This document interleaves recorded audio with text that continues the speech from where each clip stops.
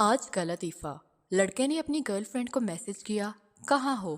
لڑکی نے جواب دیا، میں اس وقت پاپا کی نئی BMW کار میں بیٹھ کر کلب جا رہی ہوں، وہاں سے ایک 5 اسٹار ہوٹل میں ایک تقریب میں شرکت کرنی ہے، اسی لیے میں تم سے شام کو بات کروں گی۔ ویسے تم کہاں ہو؟ لڑکا، میں روٹ نمبر 55 کی لوکل بس میں تمہارے پیچھے والی سیٹ پر بیٹھا ہوں، کرایہ نہ دینا، میں نے دے دیا ہے۔ مولوی کی عقل واقعی زبردست۔ اچھے وقتوں میں مولوی صاحب نے ایک یہودی سے کنواں خرید لیا۔ دوسرے دن بازار میں جا رہے تھے کہ یہودی نے آواز دے کر بلا لیا اور کہا، شیخ صاحب میں نے آپ کو کنواں بیچا ہے، اس کا پانی نہیں، اگر آپ نے اس کنویں کا پانی استعمال کیا تو مجھے اس کے پیسے دینا۔ مولوی صاحب نے کہا، یار میں تو کل سے خود پریشان ہوں اور آج تمہارے پاس آنا ہی چاہتا تھا، یہ تم نے کیا مجھے کنواں بیچ کر پھنسا دیا ہے؟ اب یا تو جلدی سے میرے کنویں سے اپنا پانی نکال کر مجھے کنواں خالی کر دو، ورنہ مجھے میرے کنویں میں پانی رکھنے کا کرایہ دیا کرو۔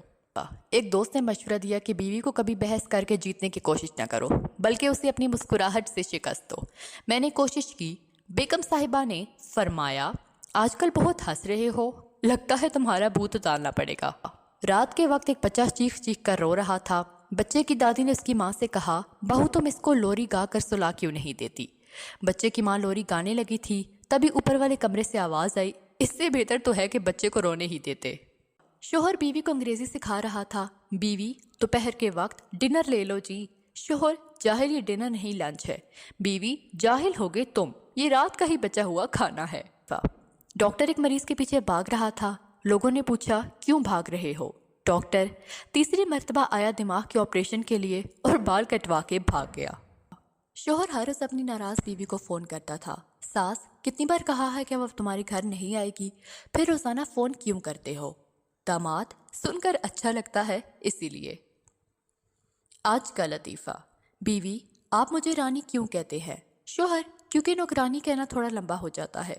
بیوی، آپ کو پتا ہے کہ میں آپ کو جانو کیوں کہتی ہوں؟ شوہر، کیوں؟ بیوی، کیونکہ جانور کہنا تھوڑا لمبا ہو جاتا ہے۔ شوہر بے ہوش تھا۔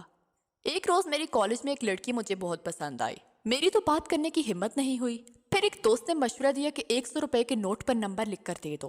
میں نے ایسا ہی کیا اور لڑکی سے کہا کہ آپ کا 100 روپے کا نوٹ گر گیا ہے۔ اس لڑکی نے خاموشی سے اٹھا لیا اور کالج کینٹین سے برگر لے کر کھا لیا۔ اب برگر والا مجھے کالز اور میسیجز کر کے پوچھتا ہے کہ برگر کیسا تھا، پھر کب آؤگی برگر لینے؟